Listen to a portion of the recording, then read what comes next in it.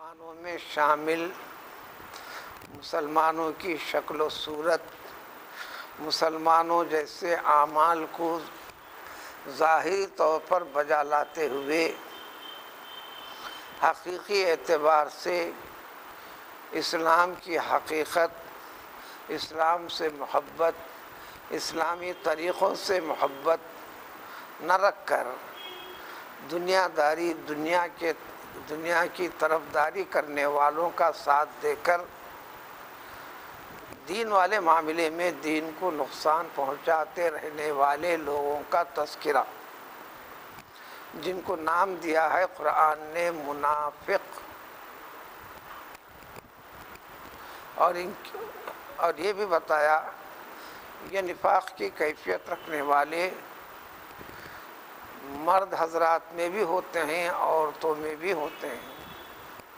چنانچہ آج کی اس آیت کے ترجمے کا معنی مطلب اسی سابقہ معانی مفہوم سے جڑا ہوا ہے، جس میں یہ بتا دیا گیا تھا چاہے نفاق کی کیفیت عادت رکھنے والے مرد ہوں کہ عورت ہوں، دونوں اس عمل میں، اس غلط طریقہ کار میں ایک جیسے ہی ہیں۔ منافق کا مطلب ہے دو رخی، دو چہرے والا، جس کا ظاہر کچھ باطن کچھ، کہتے کچھ ہیں، ظاہر کرتے کچھ ہیں، کرتے کچھ ہیں۔ جو کرنا ہے وہ کہتے نہیں، جو کہتے ہیں وہ کرتے نہیں۔ یہ کیفیت، یہ عادت حیات النبی صلی اللہ علیہ وسلم جب اسلام پھیل رہا تھا، سارے انسانوں کی خرابیوں کو واضح کیا جا رہا تھا، ان کی عادتیں طور طریقوں کی وضاحت ہو رہی تھی، اس وقت تھے۔ لیکن اس وقت وحی کا سلسلہ جاری تھا، اللہ تبارک و تعالیٰ کا راز خطاب بواسطے جبریل امین علیہ السلام پیغمبر رسول اللہ صلی اللہ علیہ وسلم تک کون کیا سوچ رہا ہے، کس کے پاس کیا خرابی ہے جو چھپائے رکھا ہے، چھپے ہوئے انداز میں ظاہر میں کتنا شریف دکھتا ہے، باطن میں کس قدر عمل میں، فکر میں، عقیدے میں خراب ہے، گندا ہے۔ نام کے ساتھ وضاحت اللہ تعالیٰ فرما دیا کرتے تھے۔ اس وقت یہ منافق ہے جو مسلمانوں میں موجود رہ کر مسلمانوں کو یہ دھوکہ ہو رہا ہے کہ یہ ہم جیسا ہے، جبکہ اے مومنو یہ تم جیسا نہیں۔ یہ ایسے لوگ کافروں سے بدتر ہیں، ان کا عذاب بھی کافروں سے بدتر ان کو ملے گا۔ لیکن ایک بات یاد رکھنے کی ہے، جو بار بار بتائی جاتی بھی رہی ہے، اس دور میں کسی سے یہ نہیں کہے گا کوئی مسلمان، اس لیے کہ اس کی حقیقت کو جاننے والی ذات اللہ تعالیٰ کی ہے، بتانے والا اللہ تعالیٰ تھا۔ بتانے کا طریقہ جو آسمان سے پیام لے کر آیا کرتے تھے جبریل امین علیہ السلام، وہ سلسلہ ختم ہو گیا، پیغمبری ختم ہو گئی، لہذا اب صرف دو ہی اصطلاحات رہیں گے، یا تو مسلمان کہیں گے یا غیر مسلمان، اسلام سے خارج ہے، کافر ہے، مشرک ہے، یہ دو ہی اصطلاحات۔ لیکن ان کے طریقے کیا ہوتے ہیں، قرآن اس کی تفصیل پیش کرتے آیا ہے۔ دین والے معاملات میں ایک کاہل ہوتے ہیں، جب کرتے ہیں تو سستی کے ساتھ کرتے ہیں۔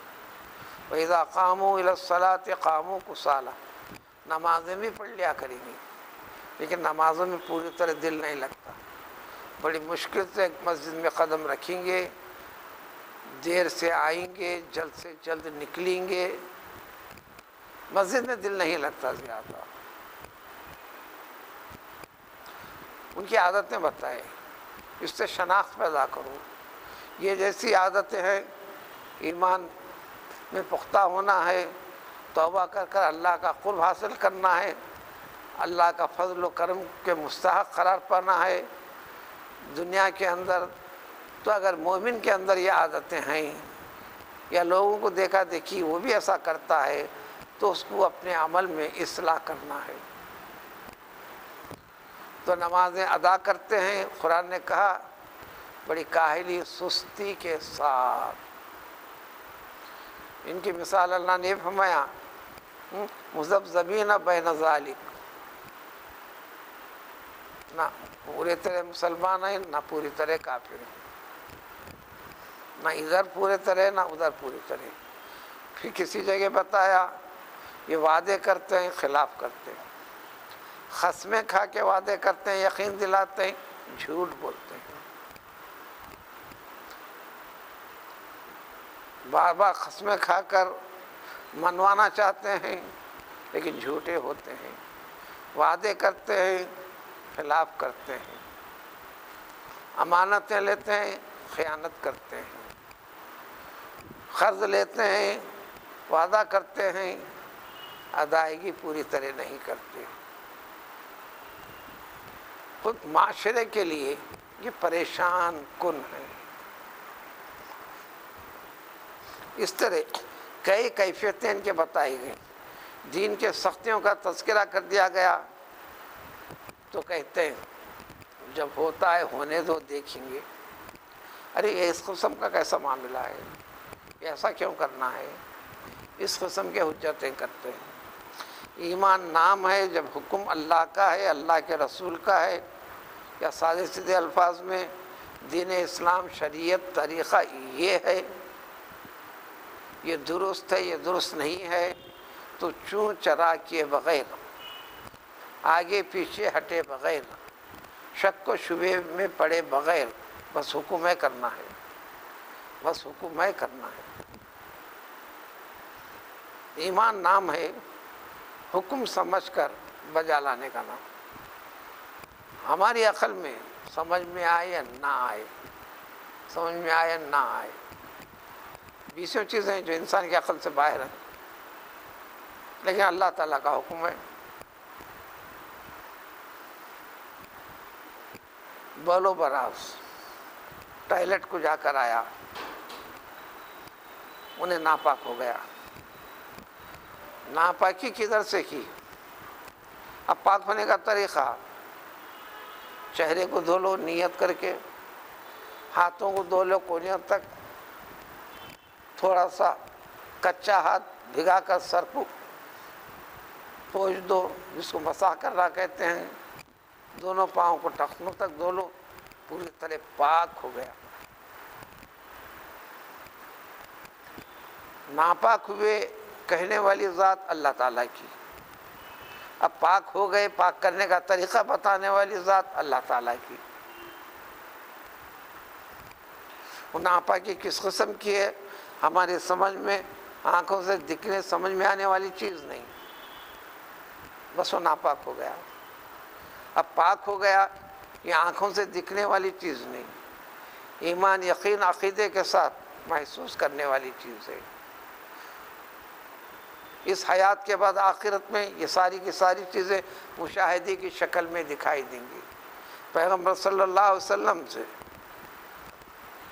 دریافت کیا گیا قیامت کے دن، قیامت تک آنے والے انسان جس میں مسلمانوں کی تعداد رہیں گی، یہ آپ کے امتی ہیں، آپ کے دین کے اوپر عمل کرنے والے تھے، آپ کیسا پہچانیں گے؟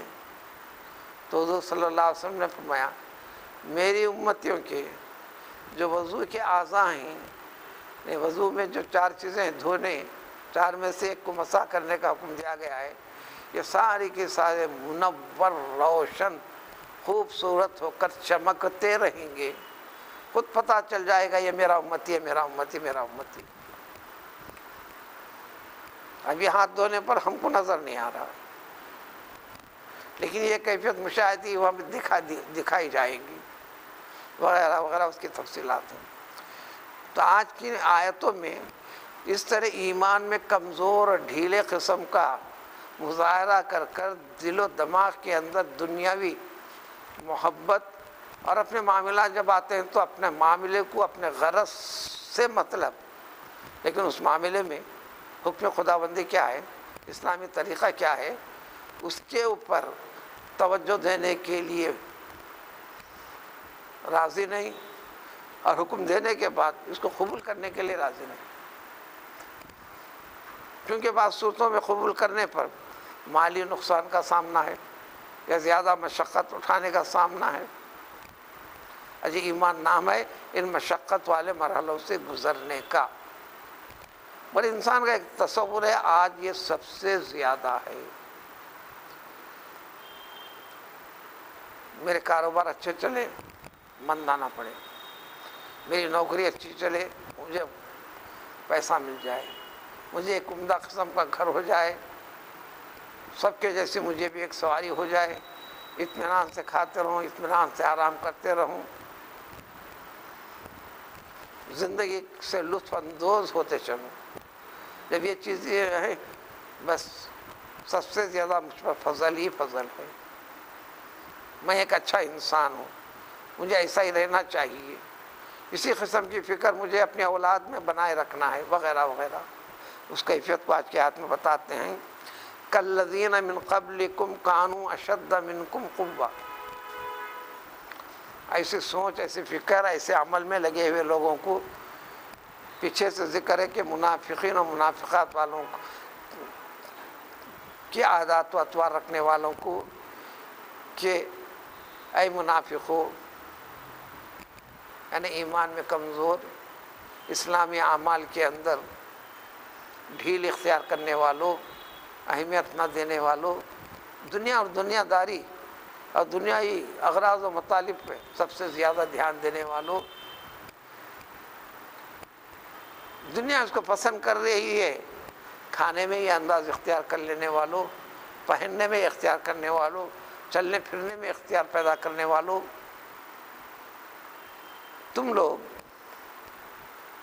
آیت کا ترجمہ ہے اللہ تعالیٰ کا، تم لوگ بالکل اسی طرح ہو جیسے تم سے پہلے لوگ بھی گزرے ہیں، یعنی اس قسم کے عادات و اطوار میں، ان طریقوں میں تم پہلی قوم بھی نہیں ہو، آج تک دنیا والوں نے ایسا نہیں کیا تھا، آج تم کر رہے ہو ایسا بھی نہیں،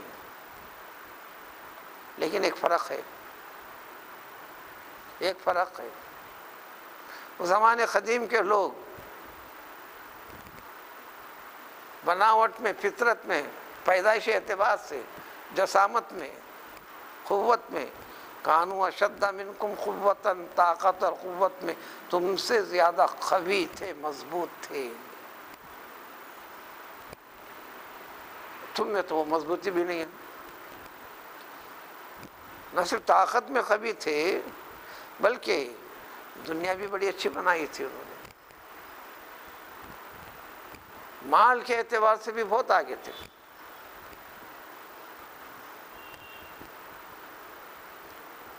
امیر تھے، کبیر تھے، جب کھانے کو خوب ہے، طاقت اور قوی بھی ہے، تو شادیاں والا معاملہ ازدواجی زندگی کے اندر بھی بہت کم کوئی شخص ایک بیوی پر اکتفا کرتا یا ایک عورت پر اکتفا کرتا، کئی عورتوں کا شوہر ہوتا تھا، نتیجے میں ان کی اولاد بھی بہت زیادہ،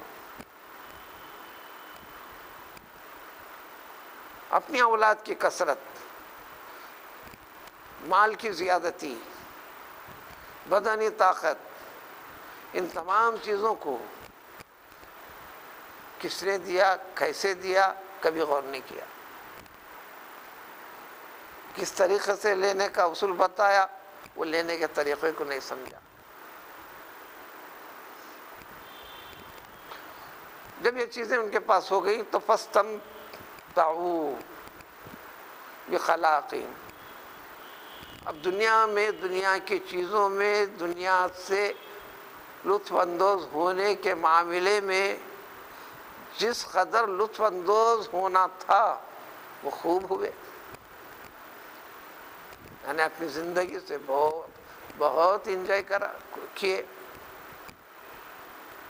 اس معاملے میں اے منافقو، آج تم بھی ایسی چھو، تم بھی اپنی زندگی میں ایسے لگے ہوئے، مل جائے کھانے کو خوب، پہننے کو اچھا،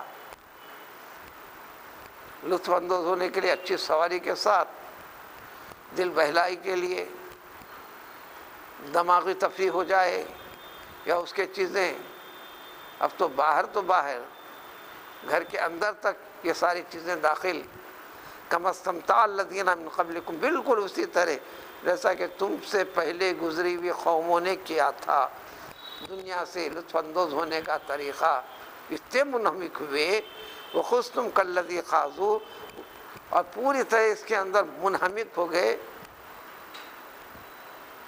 غوطے لگانے لگے، یعنی خوب لطف اندوز ہونے لگے، جیسا وہ لوگ ہو رہے ہو تم بھی ہو رہے ہو،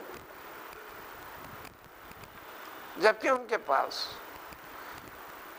ان سارے کے سارے طور طریقوں میں ذمہ داری کیا ہے، کیا صحیح کیا غلط ہے، فرق بتانے والے، صحیح زندگی کی تمیز کر کے پیش کرنے والے اللہ تعالیٰ کے بندے، اللہ کی طرف سے جو نبی بنائے گئے تھے، جن کے پاس اللہ کا کلام ہدایتیں آتی تھی،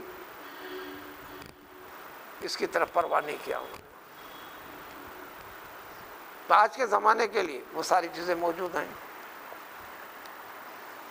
اللہ نے جو فرمایا، جو نازل فرمایا، کلام پاک کی شکل میں موجود، اس کلام پاک کا مطلب کیا ہے، پوری صحیح وضاحت کیا ہے، رسول اکرم صلی اللہ علیہ وسلم نے اپنی زندگی کے ذریعے سے، زبان کے ذریعے سے، عمل کے ذریعے سے، آنکھوں کے مشاہدے کے ذریعے سے ہر چیز کی اصلاح فرما دی، صحیح کیا ہے، غلط کیا ہے۔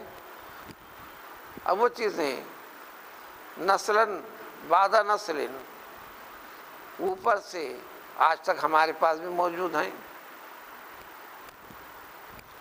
لیکن تمام لوگوں نے، سابقہ قوموں نے بھی یہ سب کچھ کرنے کے بعد انجام کیا ہونے والا ہے اس پہ توجہ نہیں دی، بس کرتے چلی، کرتے ہوئے زندگی میں کچھ اچھے کام بھی کیے، لیکن اللہ کے لیے نہیں کیے۔ دنیا والوں میں میں اچھا سمجھا جاؤں، منافق کے اندر دکھلاوا بھی ہوتا ہے، ان کی عادتوں میں سے میری شہرت ہو جائے، اب آج کل کے لحاظ سے میری تصویر بھی آ جائے، میرے بارے میں کچھ تذکرہ بھی ہو جائے، فلاں کیفیتیں، لیکن حقیقی نتیجہ اس پہ کبھی توجہ نہیں۔ تو اللہ تعالیٰ فرماتے ہیں کہ اولئک حبطت اعمالہم، ان تمام کے کیے کرائے زندگی کے سارے کام دنیا میں بھی ضائع، باقی رہنے والے نہیں رہے، آخرت میں بھی اس کا کوئی وزن نہیں۔ نماز پڑھ لیا یہ کافی نہیں، میں نے روزہ رکھ لیا یہ کافی نہیں، بس رکھنا ہے۔ آپ کی پڑھی گئی نماز کو، آپ کے رکھے گئے روزے کو،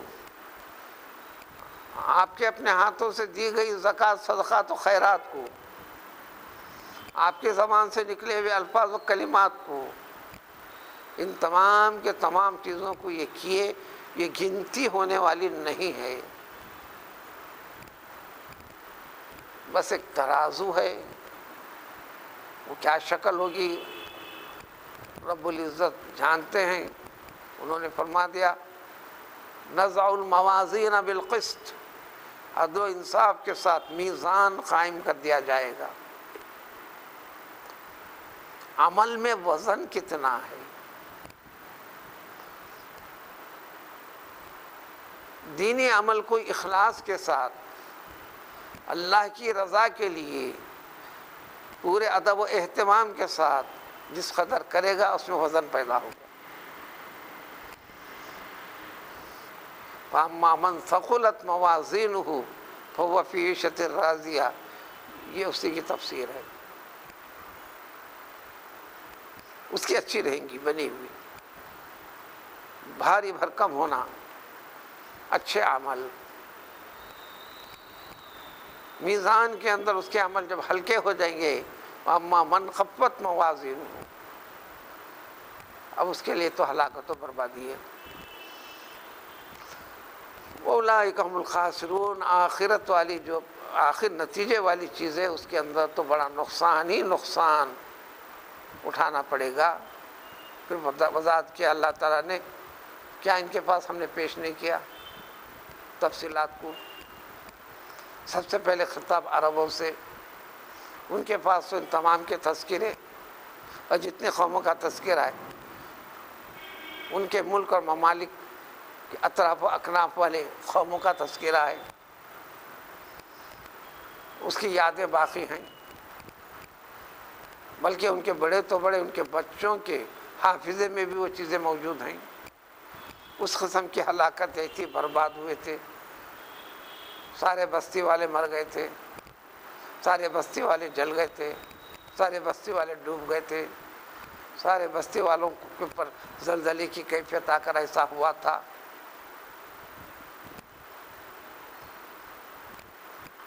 پھر قرآن پاک میں بھی ان کے نمونوں کو پیش فرمایا.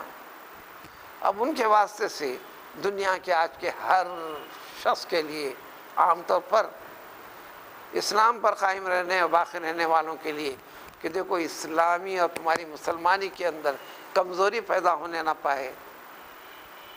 سابقہ قوم کے لوگوں نے بھی اپنے آپ کو دیندار ہونے کا دعویٰ کیا، لوگوں کے سامنے پیش ہوئے. حقیقت میں دیندارانہ روح، کیفیت،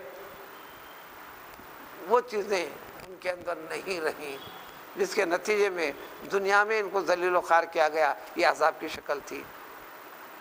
پھر آخرت میں اللہ تعالیٰ کی پکڑ سے بچنے والے نہیں ہیں. اس کا اشارہ آج کی آیت میں دیتا ہے. کیا ان کے پاس آئی نہیں ساری خبریں؟ یعنی آئی نا، پہنچ گئی نا. اگر تم کہتے ہو تو اب سنو نا.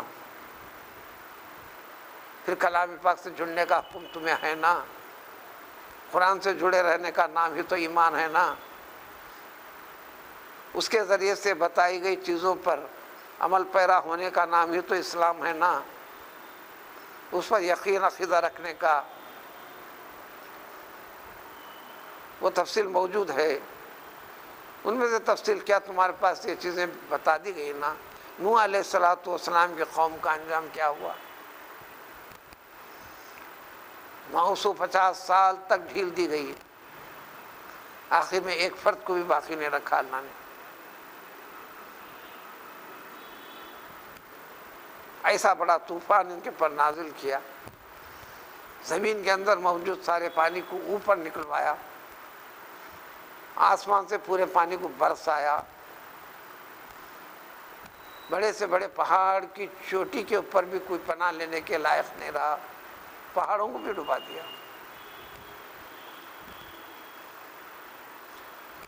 سارے درندے، جانور، حیوان، پرندے، یہ پیدا کیا اللہ تعالیٰ نے انسان کے لیے، انسان کے فائدے کے لیے. جب انسانوں کو رکھنا نہیں ہے تو ان کو بھی نہیں رکھا، ہر چیز کو ختم کیا. صرف 80 کے آس پاس افراد کو باقی رکھا، پھر دنیا کو بسایا. اسی طرح قوم عاد، حضرت ہود علیہ السلام کی قوم، پیغمبر آئے تھے. یہ پیغمبر علیہ السلام کے ذریعے سے اللہ نے انہیں ہدایت، تعلیم دی، حقیقت بتائی. یقین نہیں کیا، انکار کیے، یہاں تک دعویٰ اور چیلنج کر دیے. نحن اشد منہم قوہ، ہم طاقت قوت میں بڑے قوی ہے کل، عذاب بھی آیا تو ہمارا کچھ نہیں کرتا. ارے یہ یقین کیوں نہیں رکھتے؟ اللہ نے فرمایا اولم یروا ان اللہ الذی خلقہم هو اشد منہم قوہ، یہ ساری کائنات کا بنانے والا تم کو جو اپنے قوی مضبوط بہادر ہونے کا دعویٰ ہے، ان بہادروں کو پیدا کرنے والا، بہادری دینے والا، قوت و صحت کے ساتھ رکھنے والی ذات اللہ تعالیٰ کی، ارے قوی اللہ تعالیٰ ہے، اس لیے اللہ کے ناموں میں القوی، یقین یہی رکھنا ہے۔ اسی طرح قوم سمود، صالح علیہ السلام کی قوم، یہ قومیات کو ہلاک کیا تھا اللہ تعالیٰ نے۔ ہوا کا طوفان، ہوا جو طوفانی ہوا ان کے اوپر مسلسل 7 دن 8 راتوں تک، اس چہارشنبے سے شروع ہو کر اس چہارشنبے کے دن ختم ہوئی، جب کوئی زندہ باقی نہیں رہا، تو پھر قوت کیا کام کری؟ تنکے کے جیسا اڑا دی۔ پھر دعویٰ تھا کہ ہم زیادہ قوی اور شدید ہیں۔ یہ قوم سمود، ہم پہاڑوں سے پتھر کو تراش کر لا کر گھر کو لگاتے بناتے ہیں، وہ قوم تھی پھر پہاڑ کو خود تراش کر کے گھر کی شکل میں تبدیل کر دیا کرتی تھی۔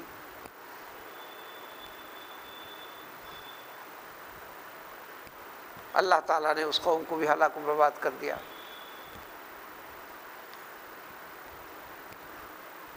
اللہ کی ناراضگی، غضب والا حکم لے کر اللہ نے حکم دیا جبریل علیہ السلام کو بس ایک آواز لگاؤ، اس آواز کا عنوان ہے، ہم اس میں تاثر رکھے ہیں ہلاکت و بربادی کا، بس وہ آواز کو برداشت نہیں کر سکے، ہر کوئی دم توڑ دیا۔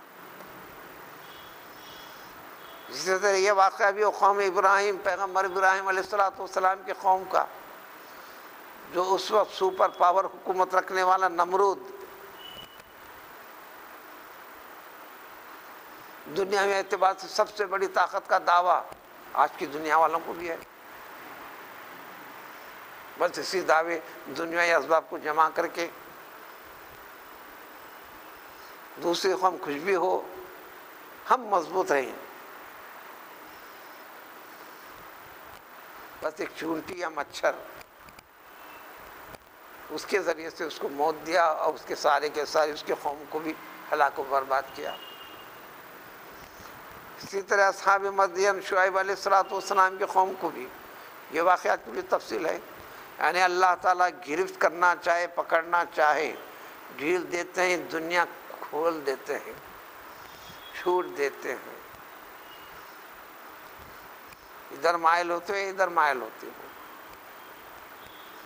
جب بات انتہا کو پہنچتی ہے، سننے اور سدھرنے، نہ سدھرنے والا عملی مظاہرہ پیش کر دیتے ہو، تو کوئی بھی ایک طریقہ ہو سکتا ہے عذاب کا، اسے الگ الگ شکلیں پیش کر دی گئی، کسی ایک ہی طریقے کی ضرورت اللہ کو ہے ایسا نہیں ہے۔ ان کے لیے تو قحط کی جیسی کیفیت ہوئی، سوکھا پڑا ہوا ہے، پانی کے لیے بے چین ہے، اچانک ابر کو لائے اللہ تعالیٰ، اتنے بے چین تھے، بوڑھے سے بوڑھا تک، بچہ تک، عورتیں تک، ضعیف قوی، سب کے سب ابر کے نیچے آئے، اس تمنا میں کہ بارش ہونے والی ہے، لیکن برسی بارش نہیں، آگ برسی، ہلاک و برباد کر دیا اللہ نے۔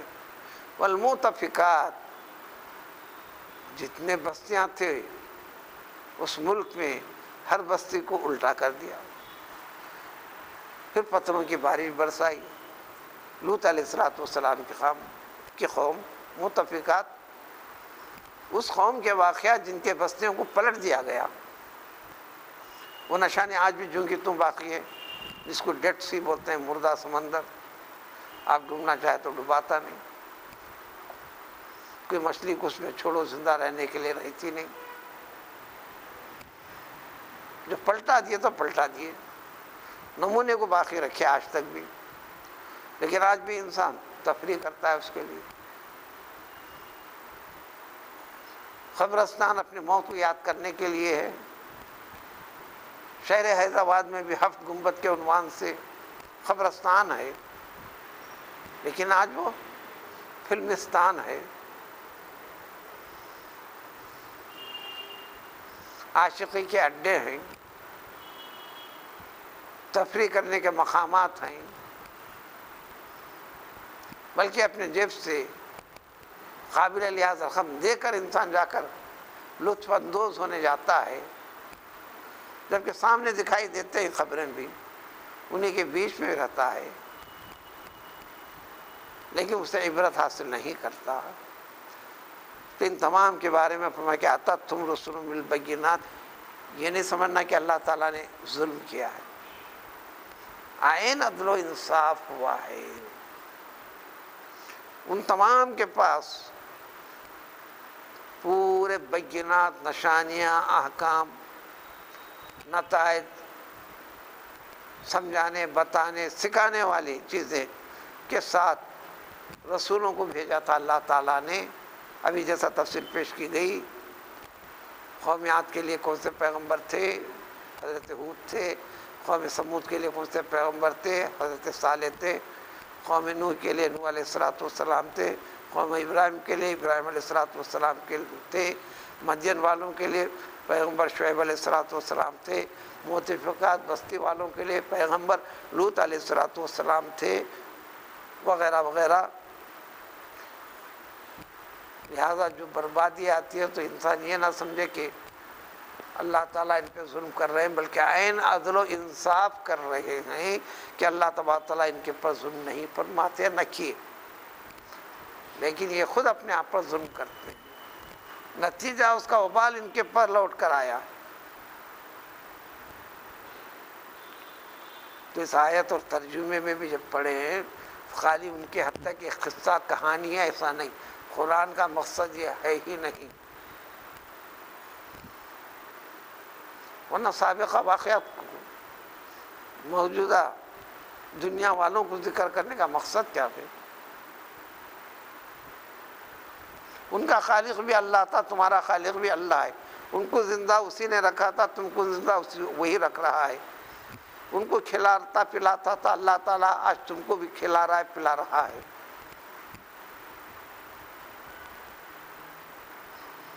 آسمان سے پانی برسا رہا ہے، زمین میں محفوظ رکھوا کر پھر تم کو استفادے کی طاقت، استعداد و صلاحیت دے رہا ہے۔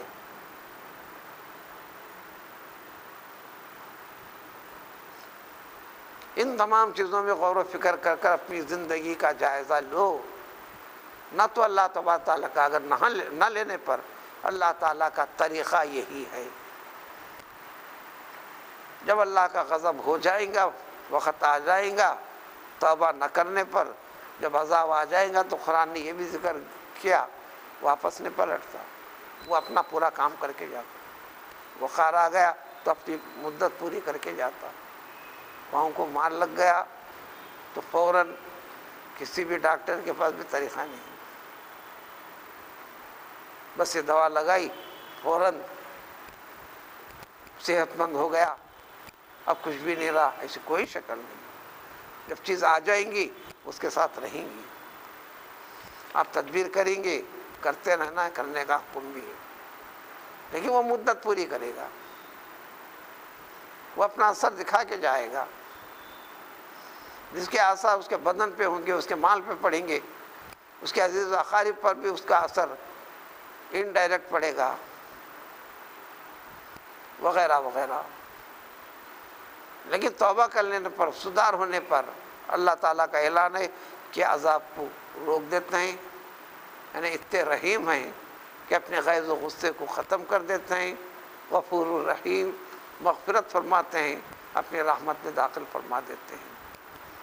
اور جو سدھر جاتا ہے، توبہ کر لیتا ہے، تو اللہ تعالیٰ ان سے اتنے راضی رہتے ہیں، دنیا تو چلیں گی چلے گی، آخرت ان کی بڑی اچھی اور بھلی رہیں گی۔ اگلی آیت سے اسی کی وضاحت ہے۔ سبحان اللہ۔